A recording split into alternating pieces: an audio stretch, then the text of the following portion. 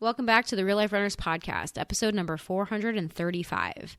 So as runners, a lot of us, maybe even most of us, are type A. We're very organized, driven, data-oriented, because that control gives us a sense of safety and progress.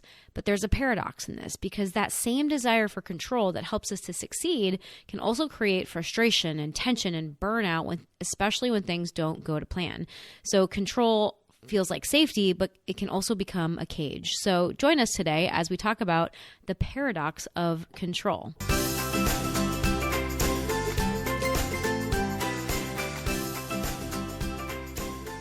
What's up, runners? Welcome back to the show. Kevin is back with us today. I'm back.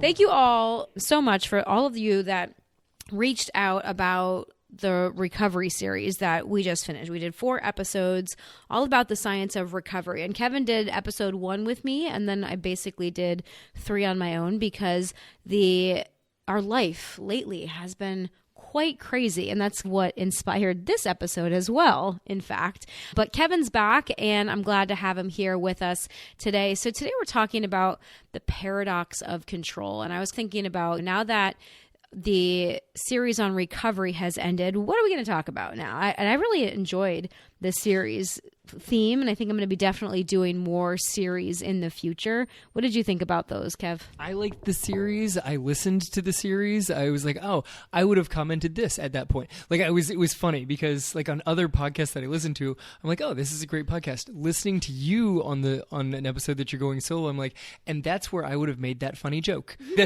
And then I would have interjected with this comment. And it's funny to listen to how I would have tried to contribute to it. But I thought they were just so very informative, so useful, and practical advice in a lot of them. Thank you, my love. Now that series is wrapped up, and if you missed any of those, go back and check out the last 4 episodes, especially if you want to improve your performance and really just feel better in your running, because recovery is really the hidden secret. It's not just about what you do in your training and your workouts. It's about how you're recovering and how you're maximizing your progress and your adaptation through recovery. But when I was thinking about today's episode, things have been nutty around here lately, and I feel like I have not really... is an interesting word choice. The last few months, I would say lately, is things have been weird, and I haven't really been myself, and there's a lot of reasons for that. But one of the big reasons that kind of all this is happening is our bathroom renovation. So those of you that have followed here on the podcast, I think we've talked about it a little bit. On social media, I've talked about it a little bit. But I was thinking about the bathroom renovation. So long story short, we found mold in our girls' bathroom. So this was on July 1st was when the mold remediation company actually came out and said, this doesn't look good. We're going to have to cut into the wall. And so they started basically the bathroom demolition on July 8th. So really that first week of July. And my girls have not had a bathroom since then, and they have had a partial bathroom for maybe a month or two because they're we had to file claims with the insurance, and then we had to file 2 claims, and so they repaired part of the bathroom but not the whole thing. And the shower is almost done. We are almost to a fully functioning bathroom. So the majority of the reconstruction is done. We're just waiting on some plumbing and some details at this point. We might actually have a usable bathroom by the time you're listening to this, That's which true. is super on exciting Thursday, for everybody. On Thursday when we release this, everything should be completed. We're crossing our fingers, but I feel like this is just an example of control and really lack of control. And I am the kind of person that likes control, as I think probably a lot of our listeners are. I think as runners, that's really a big part of who we are. We're type A. We like to control things. Running seems like a very controllable thing in theory, which if you've been running for any given length of time, you know that's not always the case, and you know that progress is not linear. We've mentioned that many times on the podcast. But I feel like this bathroom renovation was really just continuous examples and continuous proof to me that there are a lot of things that I can control, and there's also a lot of things that are out of my control that I need to let go of, because trying to hold on to it and just getting frustrated or getting stressed out about the situation really isn't doing much. And there is a lot of things that were outside of my control. I couldn't control the speed with which the claim was approved and the insurance and the contractors and everything on that end. But I also acknowledge that there were a lot of things that were in my control that I also delayed, that I didn't make the decisions that I needed to make quickly enough, like picking out the tile or ordering the fixtures, because I didn't want to mess it up. I wanted this bathroom to look beautiful, and I wanted it to be quote unquote worth it, right? Like worth all of the hassle that we were going through. And although I have a wonderful husband and wonderful children, a lot of these decisions really fell on my shoulders. No, pretty much all of the decisions fell on your shoulders, and a lot of the supervision of the construction itself, because you work from here. So then you were trapped in the house on these days where like construction was actually taking place, or you were trapped even when construction wasn't taking place because it's, they're going to show up at some point in time today. Or they were supposed to show up at 8:30 and they ended up showing up at 11:30. But that you're still trapped from 8:30 to 11:30 because I don't know when they're going to show up. They're going to show up at they're supposed to be here at 11:30, so it's 9. I probably shouldn't leave. They could be here any minute or 2.5 hours from now. And basically all of it dropped on you, and it was a matter of you trying to figure out what it was that you were capable of still doing inside of some of these sort of locked in parameters. Yeah, and then on top of that, we lost our dog in a very tragic accident on September 1st, and so I was just emotionally wrecked basically for the month of September. I'd really never experienced grief like that. So it was like I was in probably one of the worst mental states that I've possibly ever experienced, and having to make all of these decisions on my own and deal with all of the baloney and all of this. And there was a lot that I just decided to shut down, and I didn't want to make the decisions. And I think that a lot of times a lot of us can experience that. A lot of us think that, if I just control all of these things, if I just plan hard enough, if I train smart enough, if I control every variable, we're going to guarantee success. But life and running don't work that way. And when I thought, would this whole mold thing happen? I was like, we'll have this done in just a couple of weeks. And that's when they say that we as humans plan and then God laughs. Because one of the things you say is if we're able to just control every variable, and when you take this from a bathroom renovation where there's a lot of variables that we can't even think of, and you move it into, say, running, we're moving the conversation into, there are so many variables inside of running that we don't even think of, that we're like, if I just get the training plan that will increase my endurance, but it will also work on my speed and I can handle the strength. But our body doesn't just like increase endurance. There's so many different layers involved in increasing endurance. There is, when you go in and do a strength routine, there are different levels of strength that are increasing. Are you increasing explosive power? Are you building size? What is it that you're actually increasing along the way? So to say, I'll control all the variables is to be like, I'll just balance these 10,000 things simultaneously. Yeah.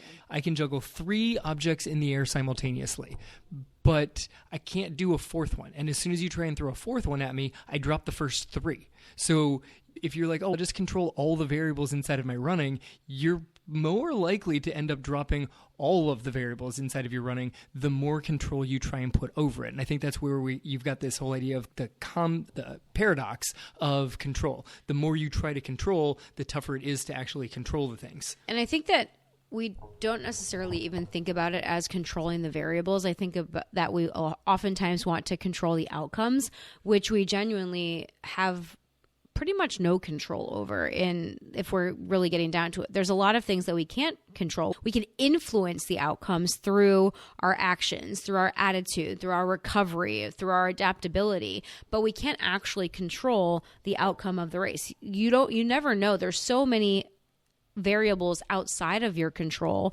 that influence how you perform on any given day. And this is one of the things we've been talking about with our cross-country team as well, because our girls cross-country team has advanced from districts to the regional competition. And so we run in regionals on this Friday, November, what day is that, 14th? Yep. So if you're listening to this on Thursday or Friday, please keep us in your prayers and in mind. We're early Friday morning at 8 a.m., our girls run in the regional meet, and if we are in the top 8 teams at the regional meet, we go on to the state championship. And so that's obviously been our goal all season long, is to make it back to states.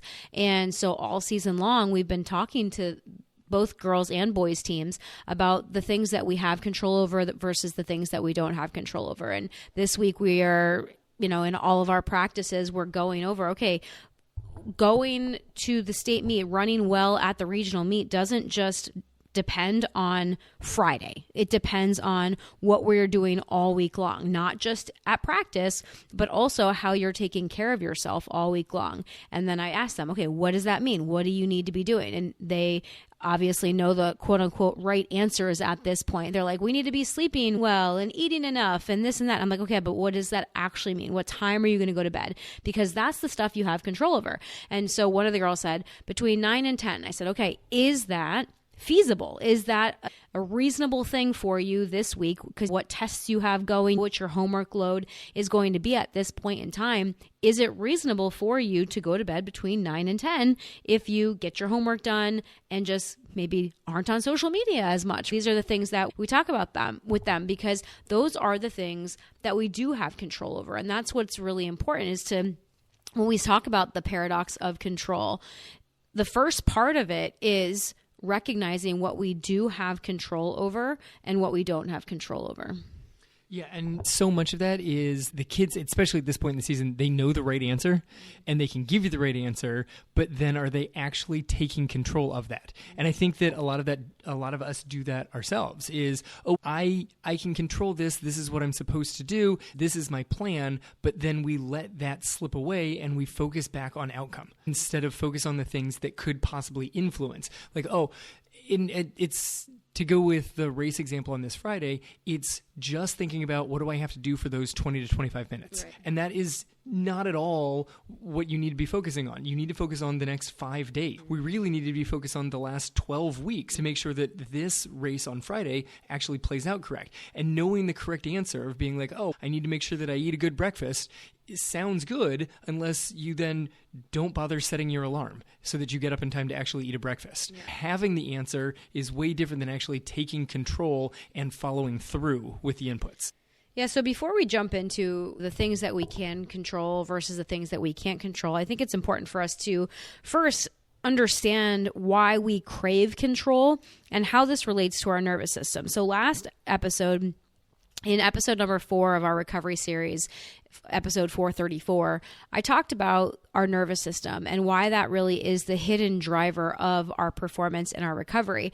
And there's a lot of different ways that we can look at our nervous system. And last week we talked about the sympathetic nervous system versus the parasympathetic nervous system. So we've got our fight and flight and performance system, and then we have our rest and digest and repair system. That's our parasympathetic.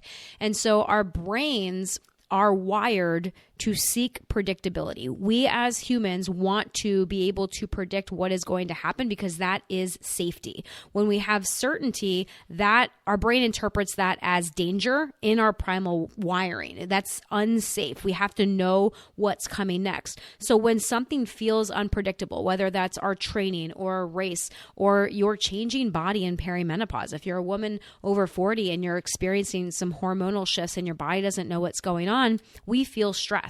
And our nervous system kicks into fight or flight mode or sympathetic activation.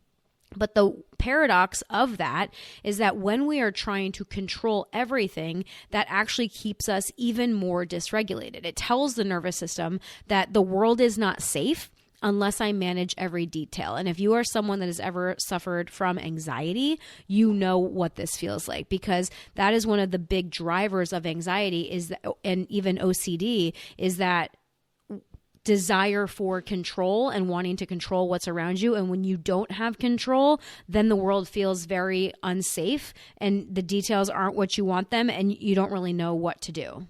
So it's basically like the complete lack of control means everything is unpredictable and we have this heightened sense of nervousness to the world around us. But the more we try and squeeze and control everything, the more it slips through. There's a line from Star Wars about that. The more you tighten your grip, the more star systems are going to slide through. There's a Princess Leia quote in there somewhere.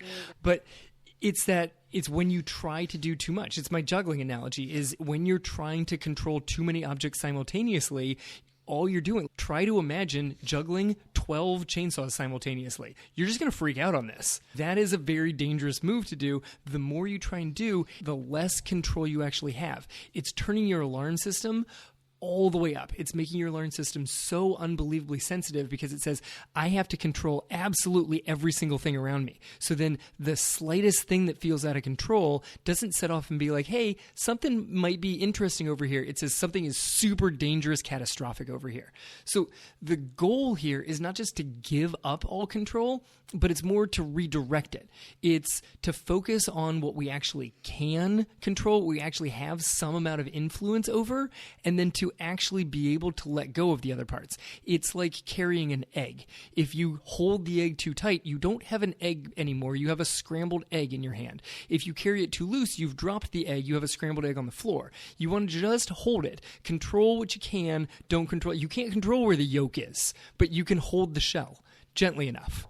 Yeah, and I think that going back to my bathroom example, this is where there are things that I wanted to control and felt like I wasn't able to control. And that sense of not having control paired with some of the other things that were happening in my life that felt like I didn't have control over, like the loss, this very sudden and traumatic loss of our dog and other things that were going on, made me even give up control of some of the things I did have, which is a very interesting thing that happens as well, because I did have control over picking out the tile and going to giving all of this information and signing the contract and paying the deposit and all these things. And there's a lot of those things that I just pushed back and delayed because I didn't want to have, there was just other things. And so I think that sometimes when we lose control of certain things, it can let us release control of some of the things that we actually do have control over.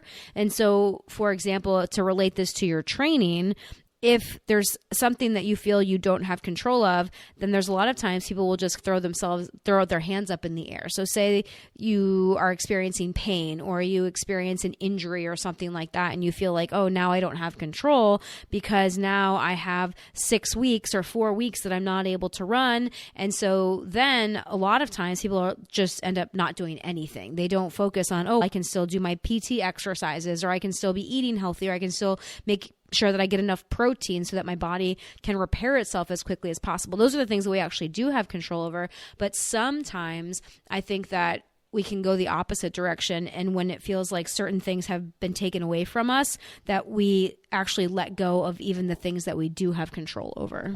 It's like a control snowball. If I don't control this, then what's the point of controlling any of it? Yeah. What's the point of putting my effort forth and trying to control the things that I still have control over? It gets a little tricky. Same thing happens, I think, in like the workouts of a week. If you, for whatever reason, you miss the workout on Monday, there's some people whose brain checks out and they'll be like, I guess I'll get back into it next Monday. Yeah. No, you could get back into it on Tuesday. Like you could get into it the next day. Or you oversleep and you can't start your run at 6, you overslept by 20 minutes. So if you start your run at 6:20, you can't get the whole run in. People will just say, it's not worth it. I'm just going to skip that run. Mm-hmm. You could still get some of it in.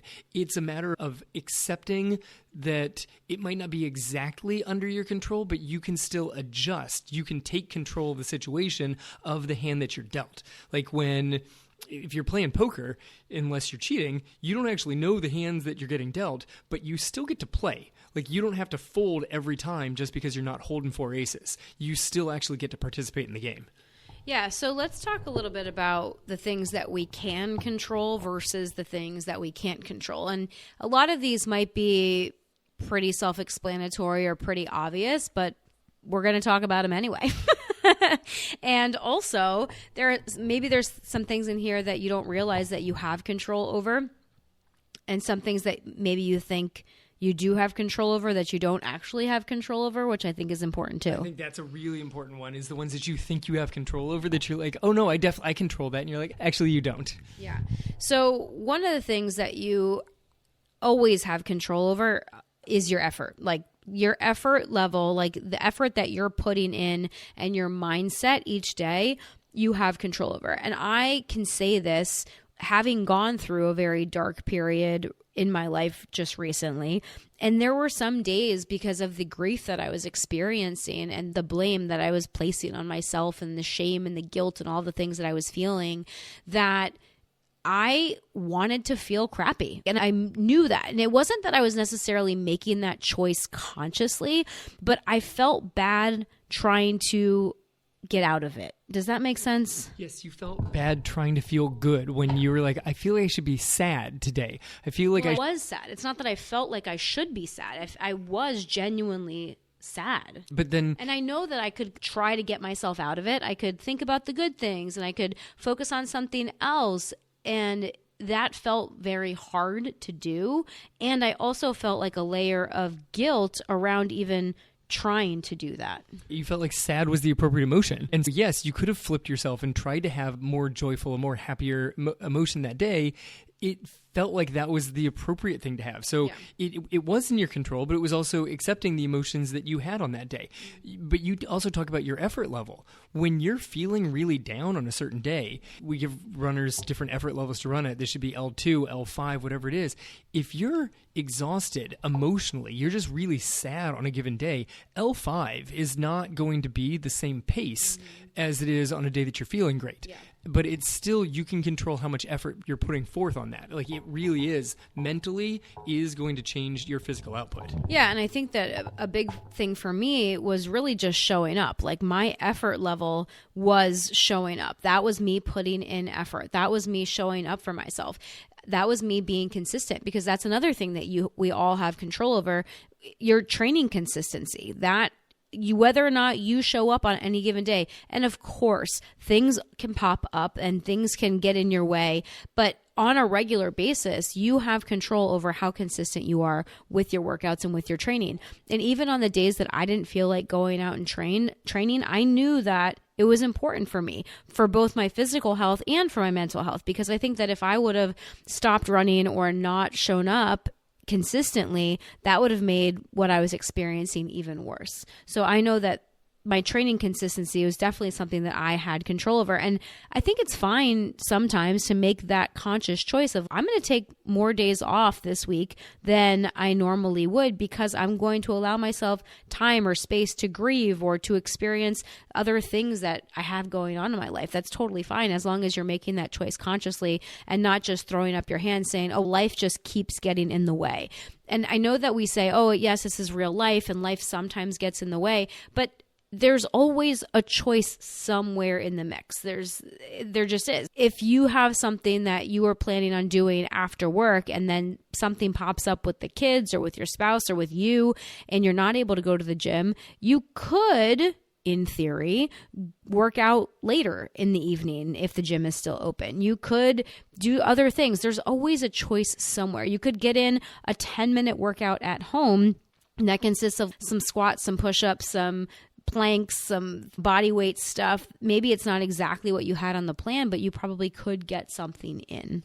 Yeah, you can keep ticking off the consistency. And if you maintain the consistency over time, that consistency is going to be closer and closer to what the plan actually looks like, because you're going to realize that you have more control over getting in a workout. Like today, I plan on getting in a workout and then scheduling changed and that didn't happen. I could have still made it happen, but I chose to not put picking up our kids onto somebody else. So I prioritized making sure that I could do my dad job, and I didn't get a run. It's going to tweak my training week, but then it moves an off day to a different day, which is not exactly what I was going for, but it just moves the schedule around. That's all it does. Consistency still exists. But you made that choice. Yes, I actively chose. And I briefly was annoyed about having to shift because it's not the schedule of the week that I wanted. And then I was like, no, if I really wanted to work out today, I would just work out today right now. I would text a few people and this is what would happen and I could get my workout in right now.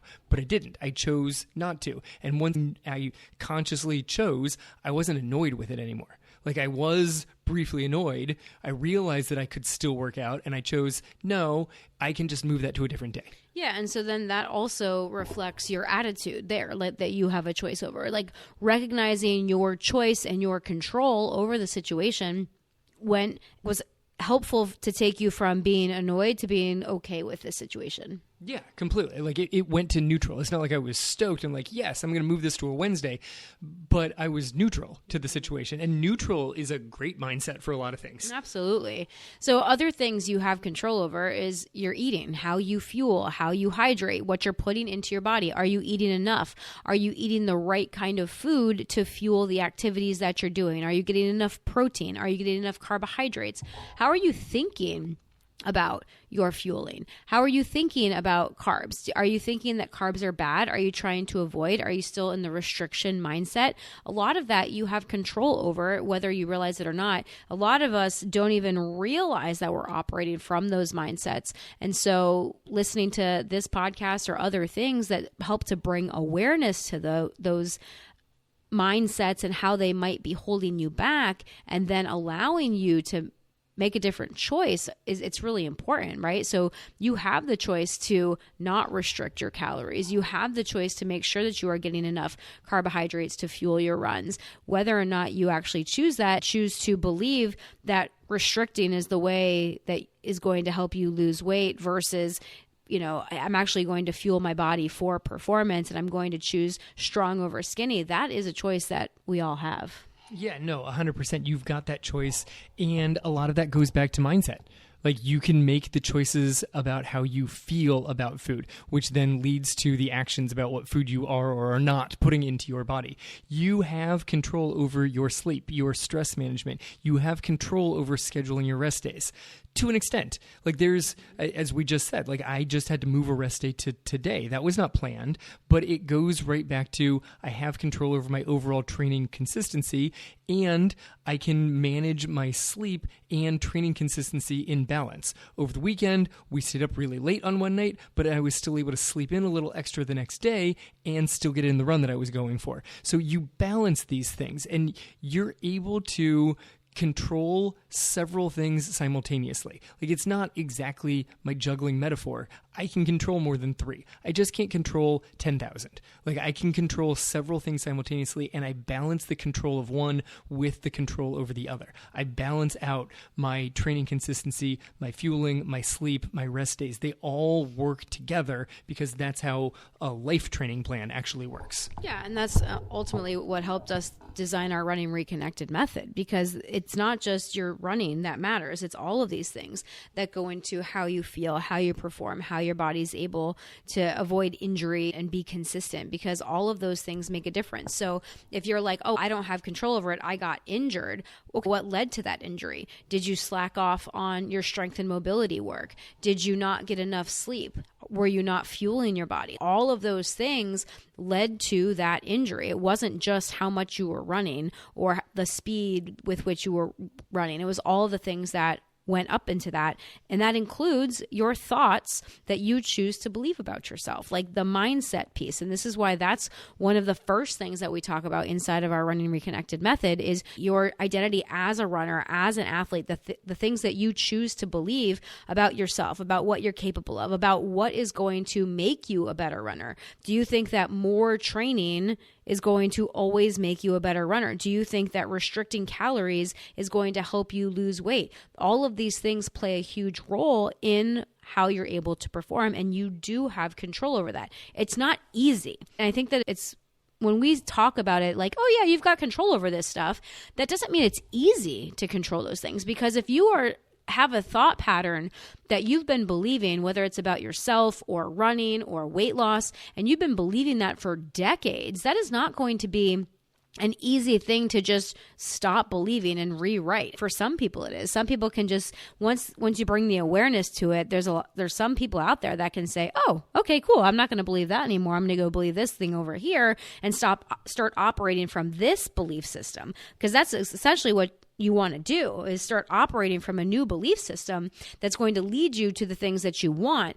However, when we have a way that our brain is programmed and we have that very well-worn path in the woods, that's where our brain wants to keep going. So it's oftentimes, for most people, I would say, requires a lot of redirection at the beginning. You have to bring the awareness to the thought pattern that you want to change. You want to figure out what you want to change it to. And then you have to recognize that your brain's going to want to keep going the old way, and you're going to have to bring it back. And then it's going to try going again, and you're going to bring it back. And the intensity and the frequency of the thoughts are going to decrease with time as you practice the new belief system.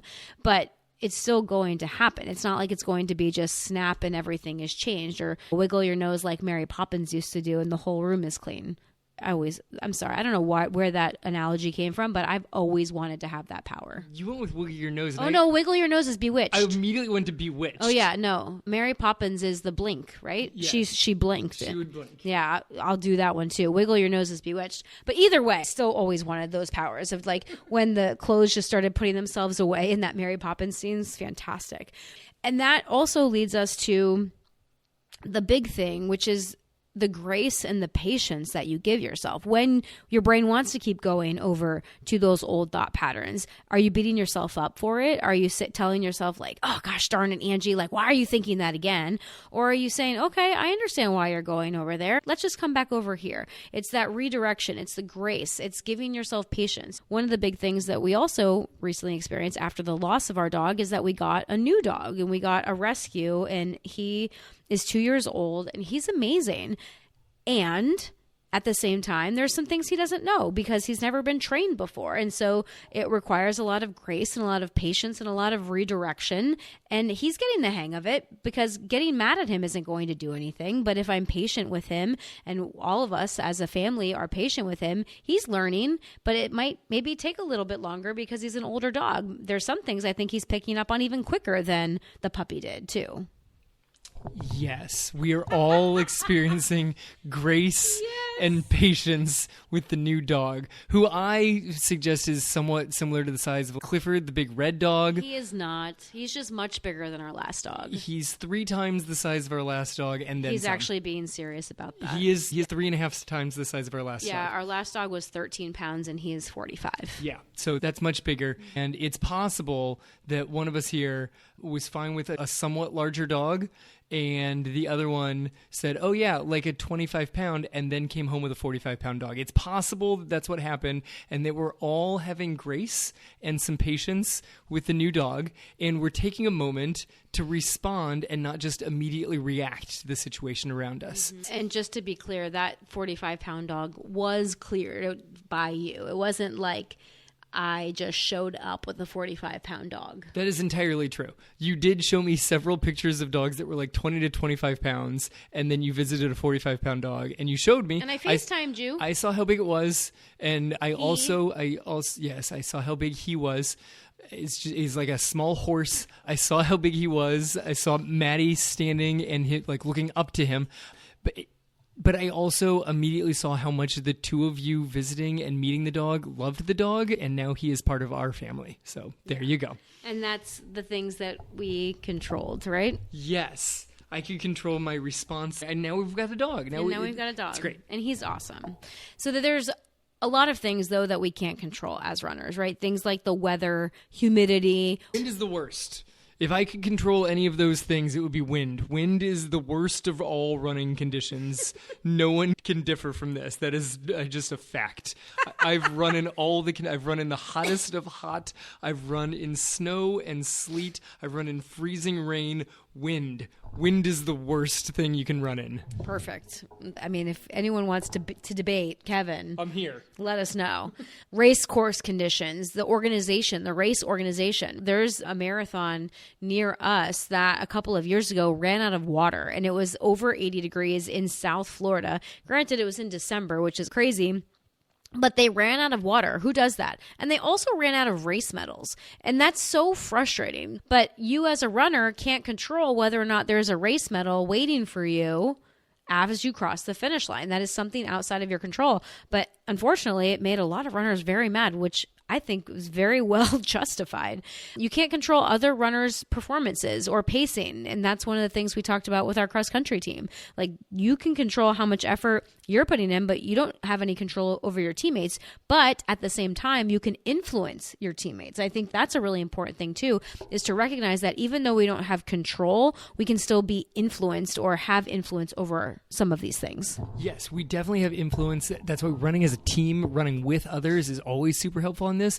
But when you said other runners' performance or pacing, I always thought about it as who you're competing against. Right. When we showed up at districts last week, I was like, oh, we'll probably finish around here. And we did not. We finished a little bit lower because other teams showed up and performed way faster than I had expected. But I had no control over that. I don't know what their training looked like going into previous races versus their training going to districts. How much did they taper down for this? Did they taper down for any of their races early in the season? I have no idea on any of that. So I have absolutely no control on any of that. I can do the best I can. Like, we all on the coaching staff do the best that we can to get our own team as fast as they can possibly be. We can try and get the girls on the team to help influence each other during practice, during the race, to keep going faster, but I can't control what anybody in a different jersey is actually doing. I actually, once they fire the gun, have basically no control on what happens with our team either, but you've got a little bit of how much you can run, how much effort you can put into the race, how much that person next to you, how fast they're going, how good they feel. That is outside of your control, which so many people show up and they're like, oh, I've raced against that person before, so I should be able to stay with that person. Maybe that person is having the day of their life. That suddenly can't bring you down and be like, man, I am really looking terrible today. Maybe they just look amazing that day. That's tricky to try and compare yourself to somebody else's performance. Yeah.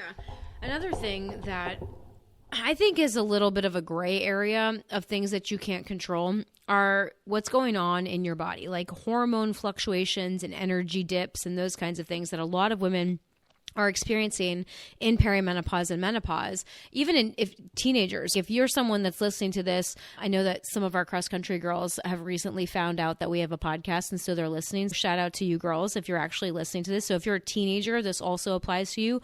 Or if you have a teenager that maybe you're a mom and you've got a teenage daughter or son, and this applies also. Like, there are some hormonal fluctuations that happen that we don't have full control over. But again, going back to control versus influence, I think that we can control or we can influence some of the severity of those hormone fluctuations based on the things that we do have control over, like we already talked about, like the sleep and the fuel and the hydration and the recovery and all of that. Because if you are super stressed out, right? Stress management was another big one. If you're super stressed and you're not getting enough sleep and you're not fueling your body, that is increasing your hormonal dysregulation, because your body always wants to be in a state of balance. And when you're not taking care of your body with the things that you do have control over, that makes the hormone situation even worse. So there's going to be some things that you don't have control over, like losing estrogen. If you're over the age of 40, you're losing estrogen. And unless you go on hormone replacement therapy to actually give your body supplemental estrogen, that's not actually something that you can control. Your body's just going to lose estrogen. This is a natural part of aging and perimenopause and menopause.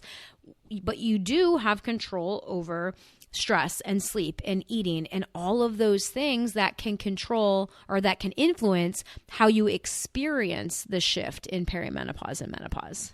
Yeah. Some other things you don't have control over: illness and unexpected injuries. I'd say that's actually connected to what you were just talking about, hormonal influences. You have some influence over illness. If you take care of your body, you are less likely to experience illness. If you go through your strength and your mobility and stuff, you are less likely to get injured.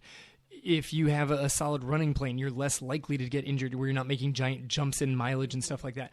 But you could still just land funny on a curb and sprain your ankle. That's an injury that could just pop up. Life events come up that could be completely outside of your control. This is a good one. The exact pace your body can hold on a given day. Yeah, and I think that there's a lot of people that think they can control that. I know that our cross-country kids, when we talk about this, and we talk about, okay, what can you control? And they're like, pacing, or like my pace. And I'm like, yeah, but no. Actually, no. Like your pacing strategy, maybe you have control over, but the exact pace that your body is able to run on that given day, you don't have 100% control of. No, and especially in racing a 5K, if you're racing other people in the race, even your training, your racing plan, I'm going to go out and this for my opening mile, and then I'm going to come back in this for my second mile. If you didn't guess correctly on how fast everybody else is going to go, we've got girls on the team that are like, I'm going to go out in 7 minutes and then I'm going to come back in like a 7:15. Nope, the race is going to disappear. And so they were like, I can't go out in 7. I have to go out in 6:45. Otherwise, I'm too far back. And they made the choice right then, this is what I'm doing today. Today, I have to go out in 6:45. You don't have control of the exact pace. If you're not feeling great and you're like, this is my level 5, I always hit this pace on level 5. If you're tired, if you're not fueled, you are not going to hit the same pace on that day for your level 5 workout. Like you don't have control on the exact pace on any given day. It just no. Yeah. And I think that to make it even bigger and zoom out even further, that is really, we don't have control over the timing of progress or results. Like some people make faster progress than others, and that can be a very wonderful thing if you're someone that's making fast progress, and it can also be something that's very frustrating. I know that it's funny and also extremely annoying and frustrating sometimes when you see women that like, or if you are a woman, that there's a lot of people I've talked to that said, oh yeah, like my husband and I decided we were going to start working out and watching what we eat. And they do the side-by-side comparison. And the husband's lost like 30 pounds. And the wife has lost like 5, even though she's doing more and eating better and eating less and blah, blah, blah, blah. But you don't have control over that. The male hormones are different than female hormones. Like our bodies just do not operate the same way. Exactly. Like so you can't control how quickly you make progress. And I think that's where a lot of runners get frustrated, because if they're not seeing the progress that they want in the time that they expect, a lot of people want to give up. A lot of people want to start changing things instead of just sticking to the plan and just acknowledging, okay, I still am making progress. It's just not at the speed that I want. Yes, that's very good. I think to summarize, trying to control what is actually uncontrollable simply drains your energy to focus on what is in your control. You focus on the wrong things, you can't do anything about it anyway, and suddenly you don't have the energy, you don't have the oomph to control what you actually can. Yeah, and that goes back to my bathroom story, right? Like when I was thinking about all the things that I didn't have control over, that drained my energy for the things that I actually did have control over, and then I released the control that I actually had. And so I think that when we start looking at the things that we have control over and the things that we don't have control over, what do we do with this? This is a paradox, and paradoxes in life exist all over the place. Maybe that'll be my next series. Maybe I'll do a series on paradox. That sounds like fun. That was a deep breath. But anywho, so what do? We can recognize that there is this duality that we have, and that there's things that we can control and can't control. And we have to learn how to hold space for both. We have to control the things we can control, and then surrender and release the things that we don't have control over. Because it's not about giving up. And I think that a lot of people think, if I don't hold on tightly, I'm giving up. But it's not about that. It's about releasing your attachment to certain things and recognizing that structure gives us direction, but surrender gives us peace. Like we can have both structure and control, and also release and surrender, because that's how we stay grounded. That's how we don't just drive ourselves insane and start spiraling. And that's where something called structured flexibility comes in. Like we need to plan intentionally, because that's the way we make progress. If you don't plan, you're not going to make the progress that you want, right? What's the phrase? You either if you fail to plan, you plan to fail. Is that it? Yes, that is it. I was sorry. I was laughing because that was my dinner tonight.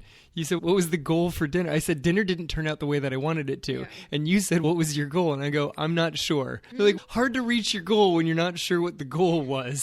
Yeah. I'm like, I don't know. It tastes good.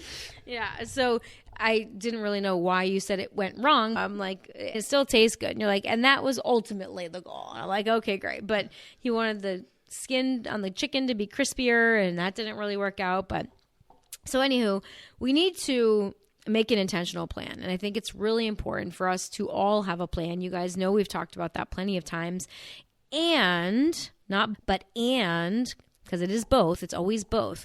We need to plan intentionally and also adapt and be flexible when things don't go to plan. That is really the key. And can you hold space for both of those things? I think that's really important. And part of that is learning to listen to your body, right? Because there are things that we have planned out, but then if we're being really honest and listening to our body and trying to, or allowing ourselves the space to adapt, there are things that maybe we shouldn't be doing that day. Like Kevin was saying, if you're really tired and you have a speed workout that day, should you do it? Should you try to push through and do that speed workout? Or should you just take an easy day or a rest day, even though that wasn't exactly on the plan? Is that going to help you be more consistent overall, which is ultimately the plan? So then you got to look on like timelines, because the whole idea of planning intentionally, adapting compassionately sounds great. But if you always give yourself a little bit of grace and a little bit of compassion, just a little bit of space,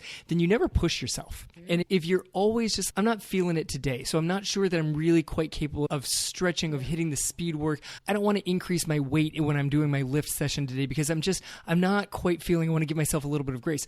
Too much grace means you're never going to actually evolve. That's the issue of going too far in the other direction. Like, trying to control everything and keep everything super structured means you're ultimately just so finely wired that the alarms are constantly going off. But if you're always giving yourself the grace, you don't have a plan. You have a plan. You're like, no, this is my plan. This is the plan I'm following. But I give myself grace whenever I need it. If you give yourself grace every time you think it might be necessary, in all likelihood, you're not following the plan that anymore. That's how you go too far. That's where the paradox comes in. You have to find a good balance of these things. Yeah, I'm so glad that you brought that up because I was thinking about that earlier in the episode and then just didn't have the space and then I probably forgot about it. But I think that's a really important thing to point out because, yes, it is really important for us to give. And I think this is where knowing yourself becomes really important. Are you someone that tends to push through and grind it out and grit through? You're someone that probably needs to give yourself a little bit more grace. Or are you someone that struggles with consistency and struggles with making progress and staying on a plan, sticking with the structure? Then you might be someone that really doesn't need more grace. Like, you can give yourself grace and saying, okay, I acknowledge this about myself, but what I actually need is more structure and to not let myself off the hook all of the time, because that's going to be a better way for me to get progress. And most of us probably fall somewhere in the middle, and that's where it becomes tricky, is knowing when to grit it out and when to stick to the plan and ignore what our brain is telling us, and when should we listen to what our brain is telling us and what our body is telling us. I think that's where it becomes confusing for a lot of people. It's where I started my last comment and then I took it a different direction. I tangented myself, but it's on what your timeline is. If your timeline is, I'd like to run healthily for the next 40 years, then a little bit of grace might actually be the preferred method of getting to that. If you have a race in 3 weeks, a little bit extra grit might be the best way to get to that. Like, you've got to figure out what is the goal and which one is the most important thing, because you're not going to make a huge amount of progress if you don't push yourself on a regular basis. Not on a daily basis, but on a regular basis, you have to try and push outside of your comfort zone. That's how you achieve some more short-term goals. But that constant, consistent grace that maintains overall consistency is probably the best way to run for the next decade upon decade. Yeah, no, I would agree with that. And I think I feel like I've been giving myself a lot of grace over the last couple of months. And then when November hit, I was like, okay, Ange, time to get back on the horse. You've given yourself grace, but you've also really gone for it in the weight room. I feel like you've given yourself more grace cardio-wise, but pushed yourself on weights. That may just be my perception. And training-wise, I feel like I've just been in maintenance mode, like where I always am, but I have actually been increasing my weights in the weight room. Yeah, I haven't been pushing myself on my runs in order like for performance, but I've been definitely maintaining my running performance, and I've been very consistent with all of it, even considering all the crap that I've been dealing with. I've been very consistent with my workouts because that is part of what helps me stay grounded. Yeah, I know that's what's helped me. Yeah. Like honestly, being able to, it's why I have tally marks on the board in my classroom, is I can keep putting them up for miles that I've put in. Like as long as the tally marks keep increasing, I feel like I've got some sense of control, even though it's not, even though like clearly I don't. There are like, oh, nope, I wasn't able to run Tuesday or Wednesday. I'm going to jump back on it on Thursday so I can keep the tally marks going on the board. It gives me a feeling of control over something that I don't have 100% control over. Yeah. So I would love to invite all of you, that now that you're listening to this episode, as we wrap up here, your takeaway from the episode is to ask yourself, and maybe even take a couple minutes to journal on this if you can. The first question would be, where are you trying to control something that you don't have full control over, or an area of your life that maybe you need to lean in more to release and trust and letting go and just seeing how it flows. And then the second question would be the opposite of, where do you think you could take more ownership in your life instead of waiting for something external to change? Where are there areas of your life where you could take back more of your power and more of your control versus just relinquishing that? And I think that it's important for us to always journal on both. What am I trying to control that I really should release? And what am I not controlling? What am I not taking ownership of that I really could benefit from taking a little bit more there? Yeah, and those are both difficult questions. When you start journaling those, you're like, oh, I have actually completely released control over that, and I need to step back up. And it's tricky, but it's something that you should probably come back to every few weeks to see if you're actually in control of the things that you should be in control over. I know that's the direction that I lean towards. Of, oh yeah, I kind of let that one slip. I should really take charge again. Yeah, absolutely.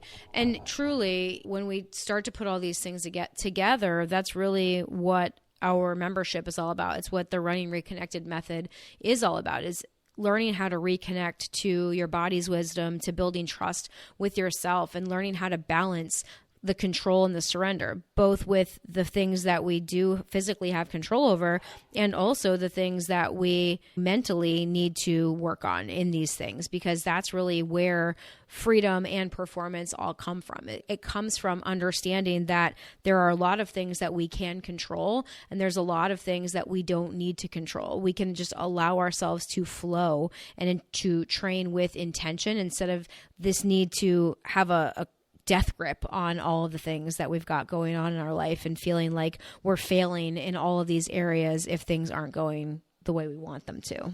Yes, 100%. Because if you try to grip too hard, you're just living a life centered around fear. Yeah. Fear that something's about to fall, something's going to break.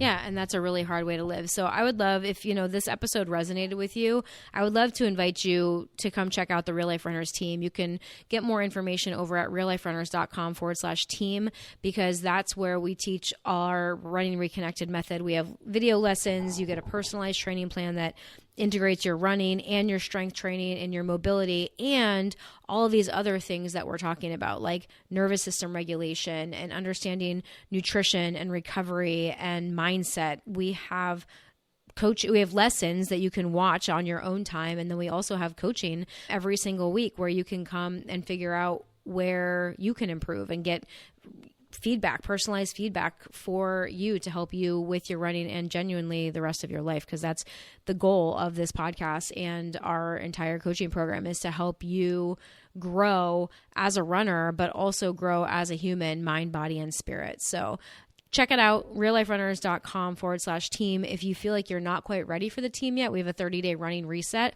where you can get a really good taste of exactly what we're about and make a significant change in 30 days, the way that I have that program set up. And I'm actually running a special on that right now. So you can also check that out over on the website. If you go to realliferunners.com, right on the homepage, you can get the links for all of it. You get the links for the podcast, for the running reset, and then also for our group coaching program, the Real Life Runners team. So as always, guys, thanks for joining us today. Please share and review the podcast and help us reach more runners. And I hope to see you inside the Real Life Runners team soon. As always, this has been the Real Life Runners Podcast, episode number 435. Now get out there and run your life.